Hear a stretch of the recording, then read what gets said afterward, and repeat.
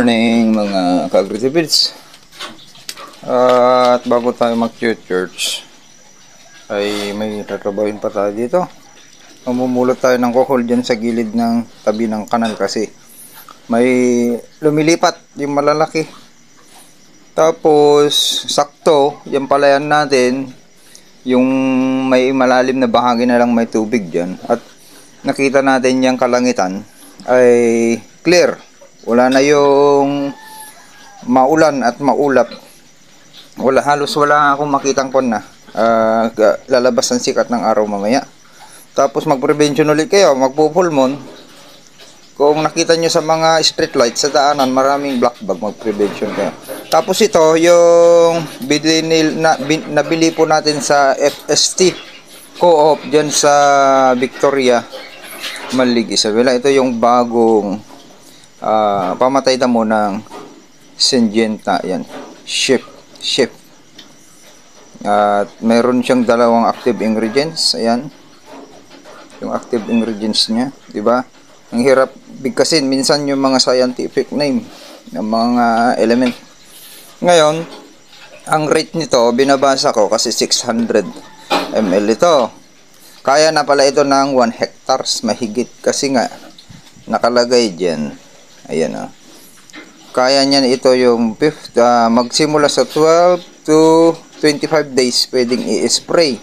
Base sa gumamit na sa group chat natin, sa Agritipid PH group chat, ay napakaganda, pati yung nasa pilapil ay kayang patayin pero yung palay ay hindi nasasaktan, malamig sa palay. Ayan.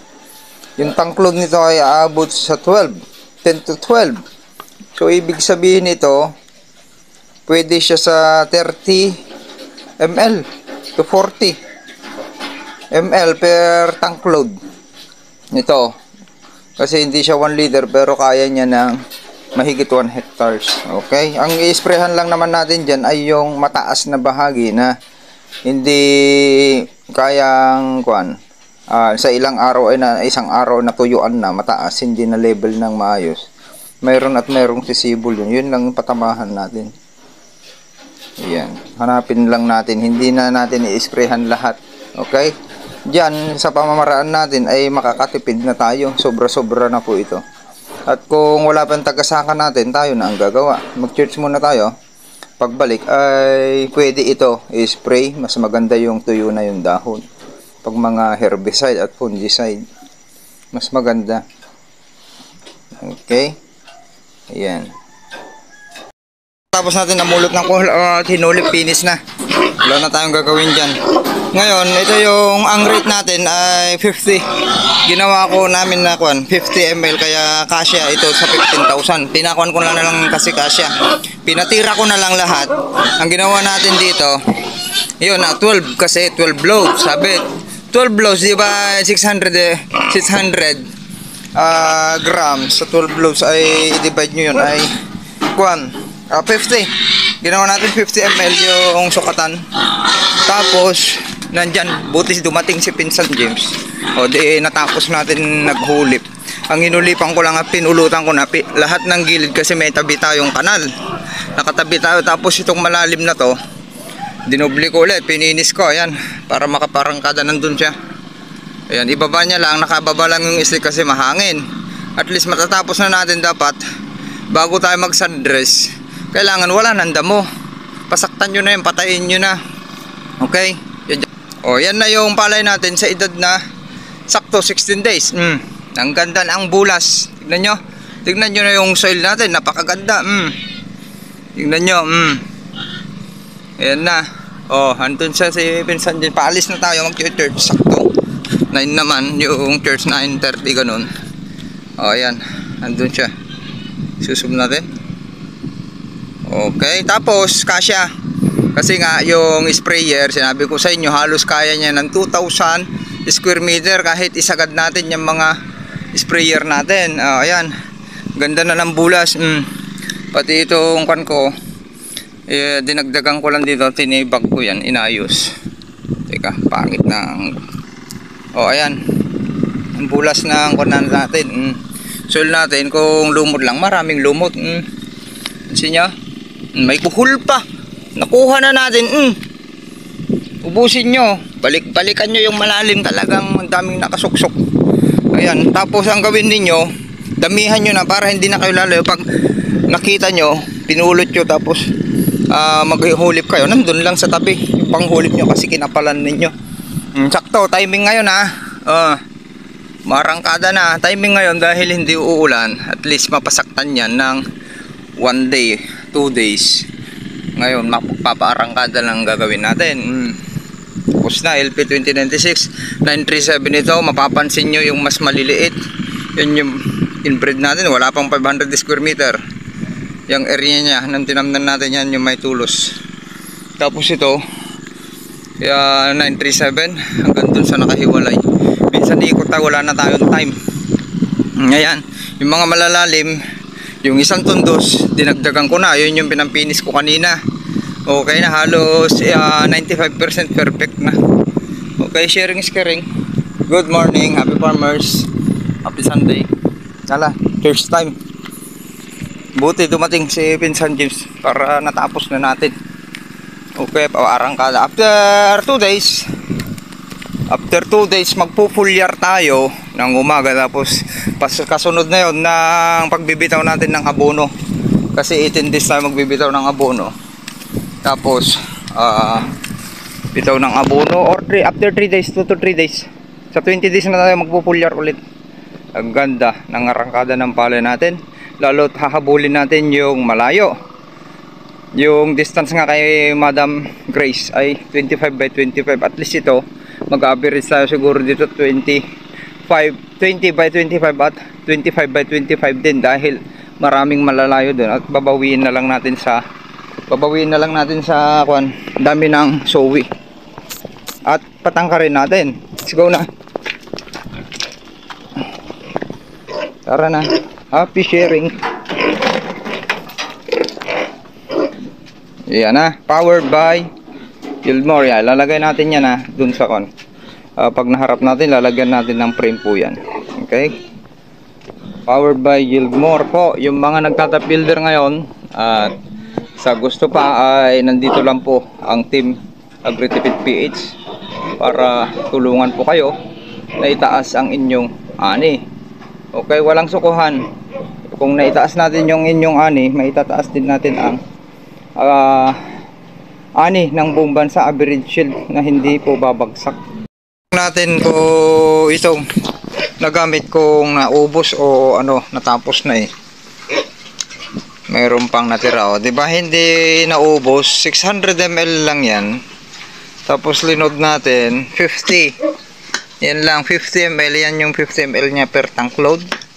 At ito yung sprayer na ginamit. Nakasagad, nakita ko, pero hindi naubos. Tapos pinashik i-shake una bago ikarga. Tapos pinashik ulit yan para kumuha ka ng pang halo mo para pantay. Yun yung instruction natin. Okay, sa ilang araw tignan natin kung ano yung epekto. Malapot pala ito. Ngayon ko lang nakita yung laman nito. Malapot. Dami pa natira hanggang dito. Pwede pa niya pang, kung may lulusot pa man, may pang follow up pa. Halos kwan lang ang naubos niya pag 500, mga 10 loads yung naubos niya dito sa 15,000 square meter. Kasi meron pang halos kwan yung natira halos 200 ml yung natira. May 4 loads pa to, kaya ang mangyayari dito, itago natin. Okay, saan ba natin pwede itago? Okay, lagay natin dyan sa lagayan ng lason. Layo natin dyan sa mga alaga natin. Dyan sa box. Pause muna. Dito natin tatago to.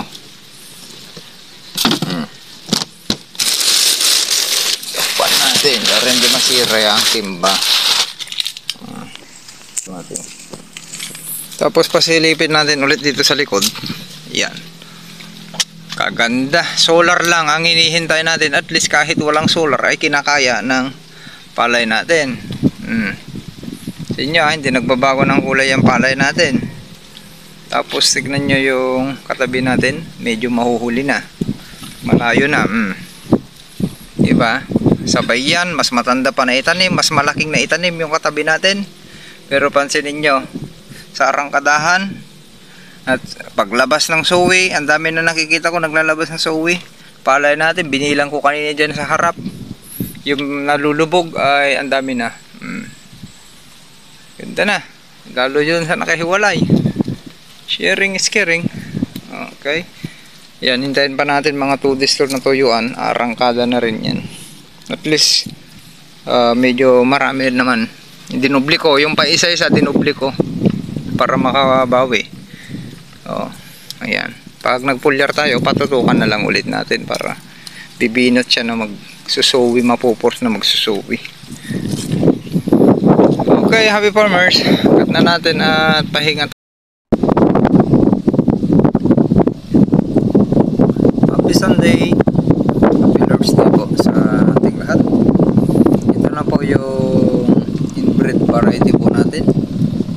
Ayan, na may characteristics sa uhay na may 370 grains to 630 grains per panicle na galing po ng Mindanao sa kasama natin sa Agritipid PH kay Sir Leo de Aguda.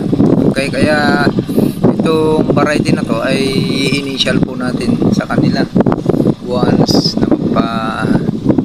na ma-i-adapt natin po dito sa Luzon ito dahil makakatulong po sa atin ito sa ating mga ka-farmers. Okay, tignan muna natin yung crop standing at sowi. Nakita nyo naman kung gaano kalayo yan, halos 20 by 25 to 20 by 25 by 25 at 1 feet by 1 feet. Yan yung kanya planting distance. Okay, sa mga 2 days pa at magbibitaw ulit tayo. 18 days, 16 days ngayon araw ito. Palay natin yan, naglalabas na siya ng sowi. Kita nyo, maagang nagpalabas tayo ng sowi. Ayan, nakadalawa na yan. Pansin nyo, kaya tignan nyo kung bata 15 days po ito na nabunot, kaya expected po natin na mas matagal siya magpalabas ng sowi. Yan, pinanghulim natin dati, nakita nyo sa YouTube channel natin, Agritipid PH. Tignan nyo yung ito yung ginawa natin para ibang hulim. At pinulutan na rin natin ng buhol. Ayan na. Ayan. Okay na yan pag mawalan ng tubig ay napakaganda para humaba yung ugat. Yan, naglalabas na ng sowi pag humaba yung ugat, pag natutuyuan kasi yung palay, mas strong din yung puno niya at hindi siya magkaka-iron toxicity or zinc deficiency namumula-mula sa early stage. Okay, yung namumula-mula naman sa reproductive stage, yun na yung mga bacterial leaf blight at bacterial leaf stick, yung mga nadaanan natin nung nakaraang araw. Pumunta tayo sa Santiago, Alicia, San Isidro sa mga kasamahan natin dyan sa Agritipid PH team at yung mga demo natin sa Yieldmore Natural All-Purpose Foliar Fertilizer. Pinuntahan natin yan, yung sa ni Sir Rael sa San Isidro. Isa nalubog pa ng 2 times po yun dahil nga umapaw yung bagyo noon, ay umapaw yung ilog, tabi ng ilog. Pansin nyo, kalakas na maglabas ng sowi. Tignan nyo kung tignan nyo yung planting distance 25 by 25 na yan 25 by 1 feet yung iba. Kaya sigurado mag-average tayo ng 25 by 25. Okay, tapos pinuntahan din natin yung palay ni Madam Grace. Okay, yan, hindi niya maasikaso yan dahil may negosyo po yan sa Singapore. Hindi naman makauwi, kaya sinilip pa rin natin at napakasipag. Iba talaga yung mga noon, mga may edad na ngayon ay talagang ang sisipag nila. Siya lang yung nakita natin 11 o'clock na yung videos natin, pero siya lang yung nakita ko na nasa bukid yung time na yon, yung nadaanan natin. Ang daming sakahan, wala akong makitang nag-aasikaso. Siya nandun nagtatabas at ang linis na mga pilapil niya. Kaya kahapon, ayan, para makwento ko rin sa inyo, nagkwentuhan na kami dalawa, halos parehas kami ng ginagawa na ayaw namin makita yung sakahan dugyot, yung halos talagang ayaw mo nang umuwi. Ganun po dapat yung pagmamahal natin sa ating sakahan, yung yung ikir mo talaga para walang lugi. Ganun po yung mga matataas umani. Okay, tapos wala kang makitang bakante. Kung may bakante man, manghihinayang, huhulipan. Ganun po yun. Sitwasyon kasi natin dito, ang nangyayari na yung mga nakukuha nating nagli-level, okay, sa last leveling ay apurahan. Hindi talaga nila pinapantay ng maayos. Kung napantay lang ng maayos yan, napakaganda. Mas malakas pa sana yung aanihin natin at mas madali nating i-control yung tubig, yung damo. Kung may sisibol, mas madali po yan control. Tapos yung abono natin mas efficient, yung walang na aanod, walang napupunta sa ilalim at bihira magkasakit. Yung natin maganda yung sowi, kaya sa land prep napaka-importante yan na mapatag na maayos. Maiwasan natin lahat po yun.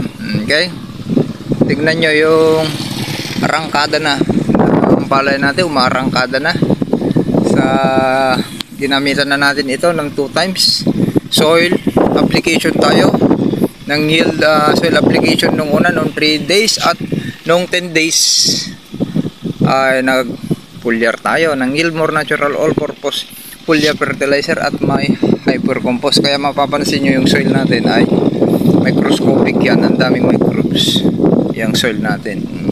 Ito naman katabi niya LP 2096. Lakas din mag-sowi na. Nakailan na tayo? 1 2 3, 4, 5, 6, 7, 8, 9, 10, 11, 12, 13, 14, 15, 16, 17, 18. Oh, mayroon na tayo. Sa isang tundos may 18 na tayo. 16 days pa lang. Mag 16 days ngayon pag natapos ngayong araw. Ito naman 1, 2, 3, 4, 5, 6, 7, daming bagong sowi 8, 9, 10, 11, 12, 13, puro bago 14, 15, 16, 17, 18, 19, di ba?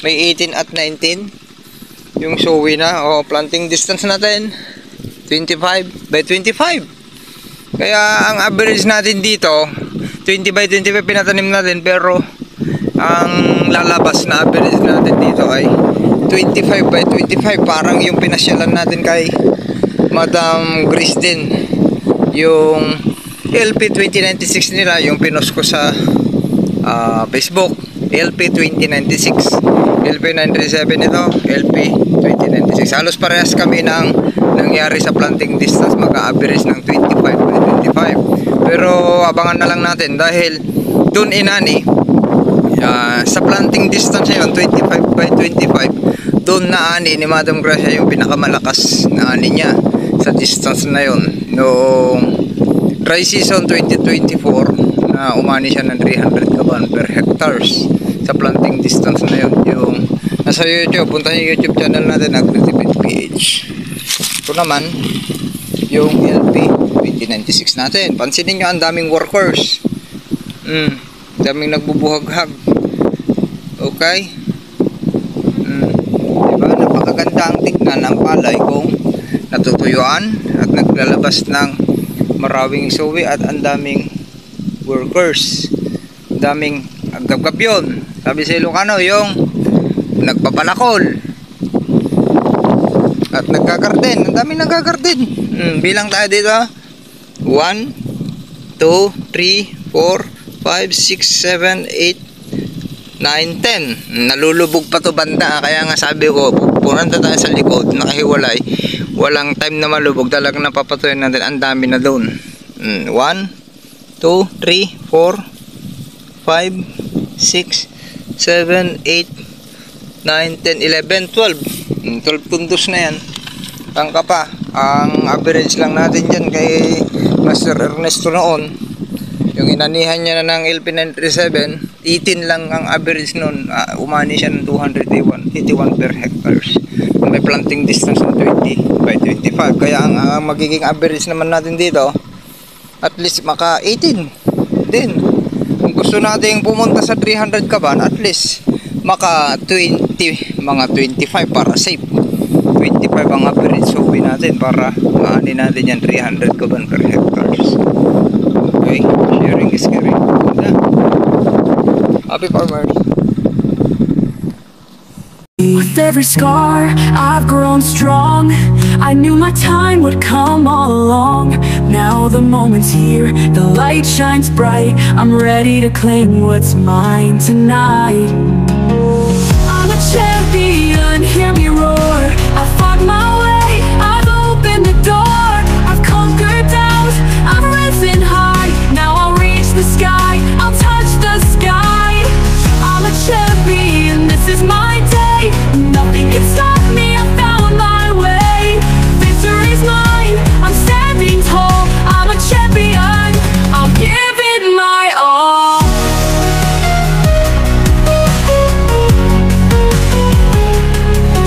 Every step I've taken, every tear I've cried, built the strength I feel deep inside. Through the darkest nights I never let go. Now I'm on top, watch me glow.